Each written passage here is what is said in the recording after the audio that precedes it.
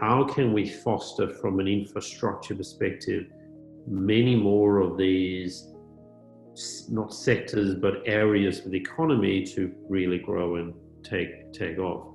What's your view on where are some of those opportunities, like people looking at this thing today and going, hey, I want to start something new, where should they go? Yeah, it's a really great question. And I think, going back again to those key trends, I think there are certain areas where they shouldn't go. Maybe we'll start with those. I mean, I worked in retail and consumer goods for a very, very long time. So I know that sector very well. And I think, particularly I'm looking at the difference between discretionary and non-discretionary categories, and particularly the ones that, that there will be continued demand in terms of discretionary categories. So I think, when we look at things like health and fitness, they've been absolutely, I think, pushed along even further during lockdown. People did find the time to actually look after themselves, cook more nutritious meals, do some exercise, get online and buy those vitamins. Some people bought exercise bikes. I love the fact that even Bunnings started selling exercise equipment because people were renovating their home gym and creating a home gym out of the spare bedroom. So look, I think anything health and fitness related is really, really strong. But when you think about it, they're very necessary categories that if you want to have, you want to do that stuff, you have to buy the products that goes along with it. And then you look at more frivolous products like home lifestyle products or even fashion.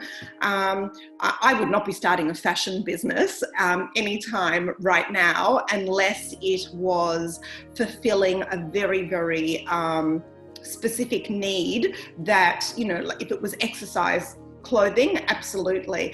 But, career wear and going out, clothes and a lot of these categories, I just can't see a place for them anytime soon. That doesn't mean we're not going to have a counter trend where people actually, they want to go back to a form of self-expression. They're tired of sitting at home, Zooming, wearing, a shirt on top and their exercise pants underneath. They want to dress up. They want to go back to the office.